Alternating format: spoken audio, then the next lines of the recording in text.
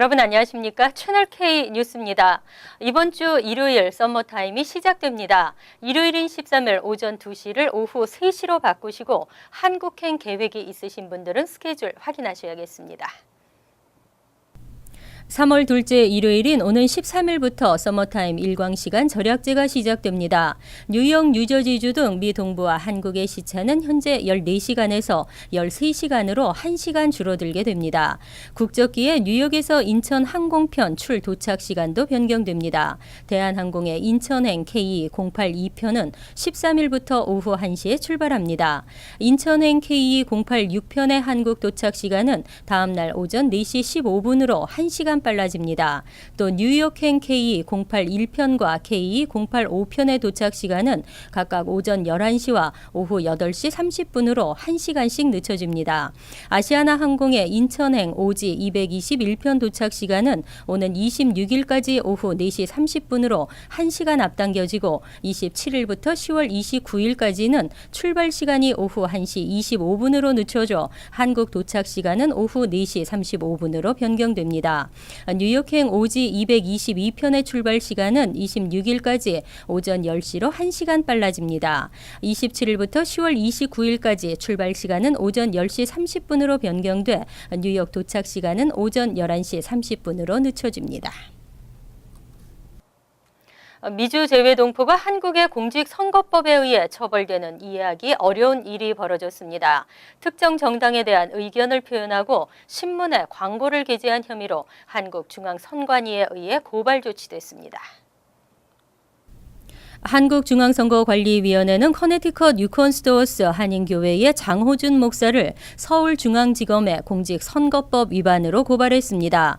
선관위는 또 장 목사가 선관위의 조사에 불응한 것과 관련해 여권 발급 등의 제한 및 외국인 입국금지 심의위원회를 열고 외교부 장관에게 장 목사에 대한 여권 반납 조치를 요청했다고 밝혔습니다.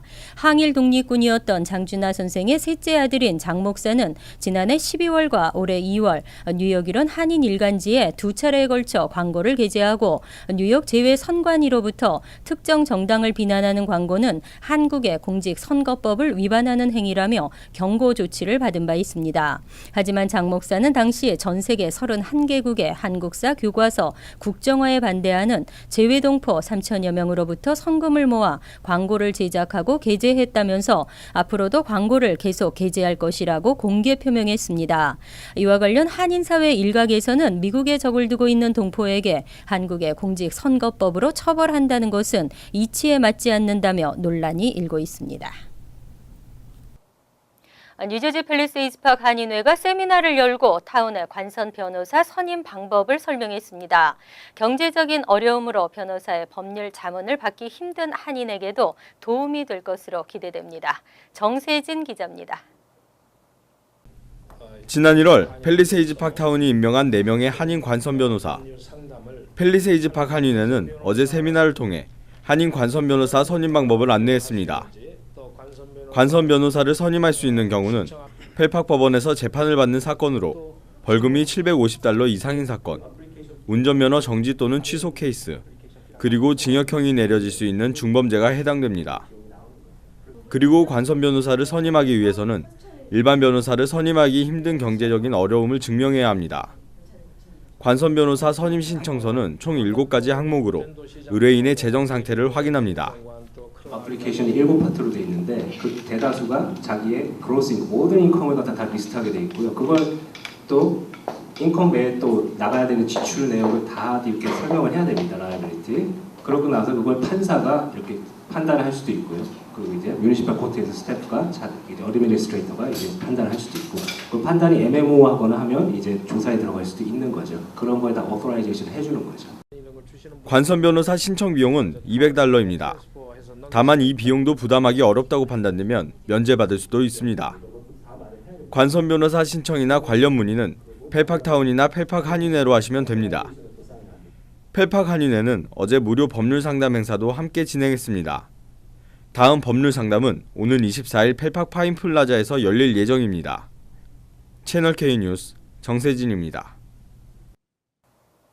상원과 하원에서 가장 강력한 대북 제재 법안이 이어지고 오바마 대통령의 대북 제재 행정명령까지 나왔지만 정치적인 문제와는 별개로 이산가족 상봉을 촉구하는 법안이 연방 상원에서 발의됐습니다. 공화당 소속 마크 커크 의원은 9일 북한에 친지를 둔 한국계 미국인 이산 가족의 상봉을 위해 협의를 촉구하는 법안을 발의했습니다. 민주당 소속 마크 워너 의원과 코리 가드너 공화당 의원이 공동 발의한 이 법안은 국무장관이 재미 이산 가족 상봉 문제에 관한 협의 내용을 담은 보고서를 의회에 제출하도록 했습니다. 이산 가족 상봉 기회를 한국 정부 당국과 논의하고 국무부의 대북정책 특별대표는 재미 이산 가족들 과 적어도 6개월에 한 번씩 협의하라는 내용도 포함됐습니다. 법안은 고령의 한국계 미국인 이산 가족들의 수가 해마다 줄어들고 있고 이들이 60년이 넘도록 북한 내 친지들을 만나지 못하고 연락도 못하고 있다고 지적했습니다. 마크 커크 의원은 일리노이주에 거주하는 6만 명을 비롯 한국계 미국인들의 이산 가족 상봉을 지원하기 위해 공식 창구를 만들어야 한다고 강조했습니다. 롯데 뉴욕 팰리스 호텔 건물이 150만 달러 손해배상 소송을 당했습니다. 옆 건물 부지를 침범했다는 이유인데요. 토지 소유주 뉴욕 가톨릭 사제단이 이 사실을 인지했었는지 여부에 관심이 모아지고 있습니다. 지난달 26일 한 파키스탄계 부동산 개발 업체는 롯데 뉴욕 팰리스 호텔과 호텔의 토지 소유주인 뉴욕 가톨릭 사제단을 상대로 소장을 제기했습니다. 이 업체는 롯데 뉴욕 팰리스 호텔의 콘크리트 기초가 바로 옆 32 이스트 51가의 건물 부지를 2피트가량 침범해 150만 달러 이상의 금전적 피해를 입었다면서 배상을 주장했습니다. 이로써 롯데 뉴욕 팰리스는 지난해 8월 8억 500만 달러의 뉴욕 가톨릭 사제단으로부터 지상 리스권을 매입한 후 6개월 만에 대규모 송사에 휘말리게 됐습니다. 뉴욕 가톨릭 사제단이 지상 리스권 매매 당시 롯데 측의 건물의 부지 침범 사실을 통보했는지 여부는 알려지지 않았습니다. 만약 당시 사제단이 건물 침범 사실을 롯데 측에 알리지 않았다면 계약 위반이 될 수 있습니다. 하지만 이 제기 기간이 끝났다면 롯데 측도 배상 책임을 피하지 못할 것으로 분석됩니다. 뉴저지 트랜짓 노조의 파업 예고 시한이 이틀 앞으로 다가왔습니다. 하지만 어제 있었던 뉴저지 트랜짓 측과 노조 간의 협상은 또 결렬됐습니다. 뉴저지 트랜짓 측과 노조는 10일 오전 10시부터 뉴욕에서 협상을 재개했지만 합의점을 찾지 못하고 오후 5시쯤 협상을 종료했습니다. 게다가 트랜짓 당국이 노조원들에게 서한을 보내고 파업 강행 시 그에 상응하는 조치를 취하겠다고 경고한 사실이 알려지면서 파국으로 치달을 가능성도 나오고 있습니다. 노조에 따르면 당국은 서한에서 파업이 이루어질 경우 노조원들의 보직이 정지되고 병가자들에 대한 급여 지급이 중단되며 건강보험 혜택도 끊긴다고 밝혔습니다. 이에 대해 노조 측은 노조원들에 대한 보복을 천명한 것이라며 생산적인 협상을 방해하는 행위라고 비난했습니다. 하지만 오늘 제기된 협상에 따라 파업 예고 시한을 당초 13일 오전 0시 1분에서 24시간 늦추고 협상을 계속할 여지도 있는 것으로 알려졌습니다. 한편 트랜짓 당국은 파업이 시작되면 맨라이프 스타디움, PNC뱅크 아트센터, 해밀턴 기차역 등지에 차를 세우고 버스를 이용할 수 있는 파크 라이드 서비스를 제공하고 버스 운행도 늘리겠다고 밝혔습니다. 뉴욕주 상원 공화당이 소득세 감세안에 2018년 환원을 방지하는 법안을 내놨습니다. 경기 성장을 이유로 내세운 중산층 감세는 10수년 전부터 시행이 됐지만 미 경제에 실질적 도움이 됐는지는 평가하기 어렵습니다. 뉴욕주 상원 공화당은 500만 명에 이르는 뉴욕주 중산층의 세금 부담을 25% 경감해주는 내용의 감세안이 포함된 예산안을 9일 의회에 제출했습니다. 이 감세안은 현재 시행 중인 소득세율 인하 조치가 2018년에 만료되면서 대부분 중산층의 소득세율이 6.85%로 환원되는 것을 방지하는 내용입니다. 또 2025년까지 최고 소득세율을 점진적으로 5.14%까지 낮추는 방안을 내용을 담고 있습니다.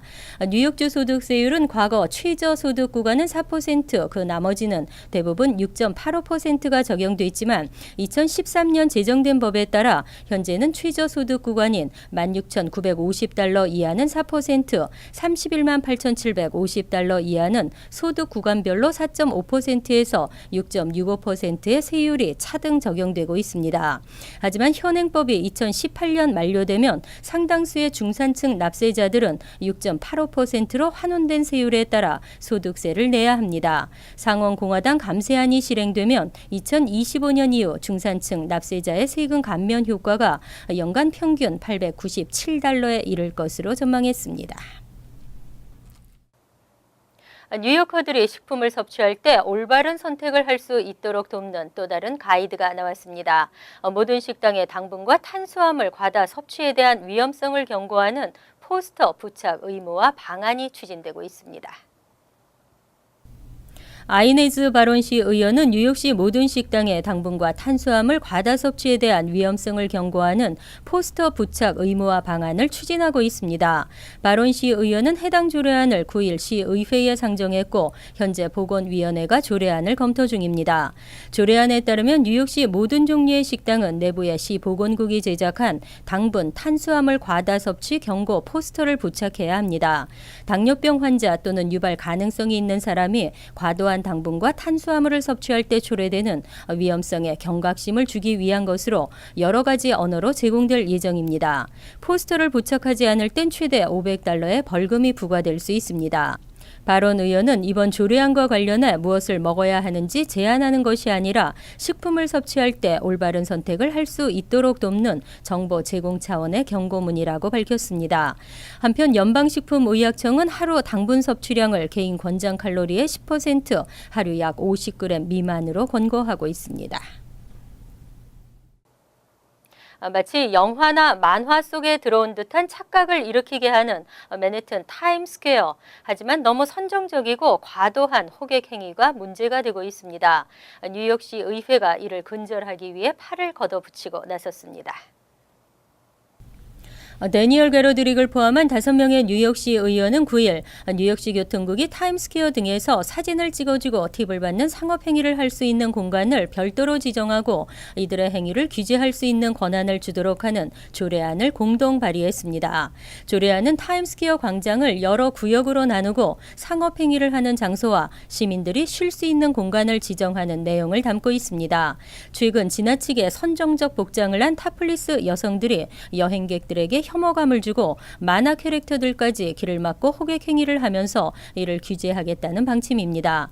조례안이 통과되면 시 교통국은 뉴욕시 의원과 맨해튼 보로장, 비영리 단체와 해당 지역 커뮤니티 보드 등과 논의를 거치고 구체적인 구역 지정안과 상업 행위에 대한 제재안을 마련해 시행에 들어가게 됩니다. 시의회는 조례안이 몇 달 내로 통과되고 여행 성수기인 여름 전에는 시행에 들어갈 것으로 예상하고 있습니다. 이어서 LA 지역 한인사회 소식입니다. 북한의 핵실험과 미사일 발사 강행이 지속되고 있습니다. 에들로이스 하원 외교위원장은 북한으로 흘러들어가는 자금줄을 차단해야 한다며 강력한 대북 제재 법안을 내세웠는데요. 다시 한번 북한의 경제적 고립의 중요성을 강조했습니다. 김정균 기자입니다. 북한의 자금줄 차단을 위한 대북제재법이 의회에서 통과된 지 보름여 만에 에드로이스 의원은 북한의 경제적 고립의 중요성을 또 한 번 언급했습니다. 로이스 의원은 오늘 브레아 사무실에서 열린 한인 언론과의 단독 미팅 자리에서 김정은 체제의 붕괴를 위해서 가장 필요한 조치였다고 밝혔습니다. And that legislation is a direct rebuttal to some of the agitation created by the North Korean regime, especially their threatening behavior towards South Korea, and this gives us additional leverage, these sanctions. 특히 오바마 대통령의 대북제재 행정명령이 조만간 발동할 것으로 예상되는 가운데 로이스 의원은 암시장을 뜻하는 블랙마켓이라는 단어까지 써가며 김정은 정권을 유지하고 있는 자금 차단의 중요성을 강조했습니다. 또한 북한이 이란에 무기를 팔아 자금을 확보할 수 있지 않느냐는 질문에는 민감한 사안이라며 답변을 피했습니다. On the black market, they couldn't buy the parts that they needed. 로이스 의원은 자금줄 차단 등의 외부적 압박과 함께 북한 국민들의 독재 체제에 대한 적극적인 반발 움직임이 있어야 한다고 밝혔습니다. 특히 남한의 드라마나 영화 등이 국민들 사이에서 유포되면서 자유에 대한 갈망이 높아지고 있다며 북한 국민의 자각이 절실하다고 강조했습니다. 한편 에드 로이스 의원이 발의한 대북제재 강화법은 지난달 12일 미국 의회를 통과한 지 6일 만에 대통령의 서명과 함께 공식 발효돼 대북제재 정책에 가장 중요한 역할을 했다는 평가가 이어지고 있습니다. MBC 뉴스 김정균입니다. 월드리포트입니다. 올해 오스카 남우주연상을 거머쥔 레오날드 디카프리오. 그런데 지구상 저편에 그와 닮은 꼴 디카프리오가 난데없는 인기를 누리고 있습니다. 미소년 꽃미남부터 중후한 중년의 멋까지 영화는 늘 화제가 됐지만 유독 아카데미와는 인연이 없었던 리오나르도 디캐프리오. 하지만 20여 년의 도전 끝에 드디어 아카데미 남우주연상을 받으면서 다시 한번 전 세계의 이목을 끌었습니다. 그런데 러시아에서는 조금 다른 디캐프리오가 진짜 못지않은 화제를 모으고 있습니다. 일명 뚱보 디캐프리오라 불리는 33살의 경찰관 로만 씨. 디캐프리오보다 살은 좀 쪘지만 푸른 눈동자와 얼굴이 비슷해 보입니다. Вот этот человек, Роман Бурцев, более известный как русский двойник Ди Каприо. В интернете он уже сейчас звезда таких масштабов, как сам Леонардо в Голливуде. 우연히 인터넷에 올린 사진 한 장으로 순식간에 스타가 된 로만 씨. 이후 한 지역 방송사의 리얼리티 쇼 주인공으로 낙점. 전문가들의 도움을 받아 살도 빼고 디캐프리오 영화를 패러디한 작품에도 출연하는 등 연예인 못지않은 인기를 누리고 있습니다. Того, как моя фотография стала популярна, когда еще не было известно, кто я, ни что я. Потом узнали, что это я. Вот сейчас я участвую в проекте «Роман с Ди Каприо». 모스크바의 대형 쇼핑몰은 글을 내세워 발렌타인데이 이벤트를 열기도 했는데 러시아의 디캐프리오와 사진을 찍으려는 여성들이 몰려 북새통을 이뤘습니다.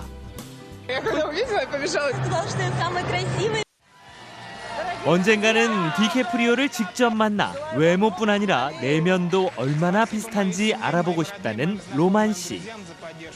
오스카 트로피로 배우 인생의 전기를 맞이한 진짜 디캐프리오만큼이나 새로운 인생을 맞이한 로만 씨의 미래는 어떨지 관심을 모으고 있습니다. 간추린 소식입니다. 에들로이스 하원 외교위원장이 고 김영옥 대령을 대통령 자유의 메달 후보로 추서했습니다. 고 김영옥 대령은 2차 세계대전 당시 미국의 평화를 위해 헌신했고 한인 사회를 대표하는 그가 군인으로서 걸어온 행적은 미국을 보다 안전하고 강한 나라로 발전시키는 데 공헌했다고 훈장 추천 이유를 설명했습니다. 대통령 자유의 메달은 대통령에 의해 수여되는 최고의 훈장으로 미국의 안보와 국익, 세계 평화에 공적을 쌓은 인물에게 매년 수여됩니다. 퀸즈 플로싱 메도우 코로나 팍 내 뉴욕 스테이트 파빌리언을 부활시키기 위한 아이디어 공모전이 열립니다. 1960에서 70년대 뉴욕의 명물이었던 뉴욕 스테이트 파빌리언의 공모전은 13세 이상의 뉴욕 시민으로 참가비 없이 아이디어 도면을 PDF 파일로 웹사이트에 오는 7월 1일까지 게시하면 됩니다. 1에서 3등과 인기상에는 상금이 주어지며 수상작은 오는 8월 6일부터 26일까지 퀸즈 박물관에 전시됩니다. 뉴저지 환경보호국은 지난 9일 뉴욕의 모든 공사립교를 대상으로 수돗물을 조사한 결과 30곳에서 기준치 이상의 납성분이 검출됐다고 밝혔습니다. 이에 따라 이번 검사 결과로 문제가 발견된 학교들은 수돗물 사용이 일시 금지되고 수돗물 대신 병에 든 물을 사용하라고 명령했습니다. 한편 주의회는 어린이 납중독 방지를 위한 예산 1,000만 달러 증액을 요청하는 법안을 상정했습니다.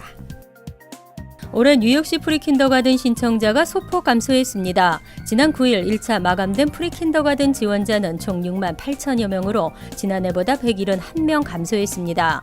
보로별로는 브루클린에 가장 많은 신청자가 몰렸고 퀸즈, 브롱스, 맨해튼이 뒤를 이었습니다. 하지만 당국은 2차 접수 신청자가 증가할 것이라며 무료 제공되는 프리킨더가든에 많은 신청을 당부했습니다. 2차 접수는 오는 5월 2일부터 20일까지입니다. 환율과 증권 소식입니다.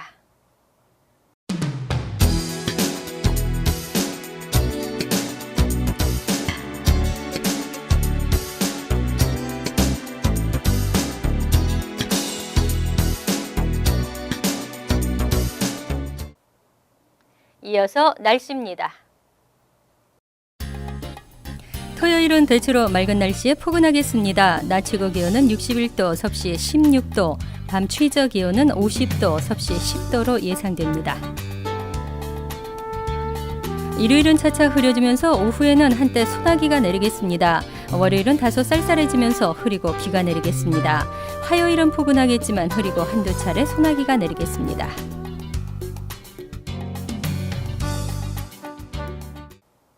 항상 여러분과 함께하는 채널K 뉴스 여기서 마칩니다. 편안한 주말 되시기 바랍니다.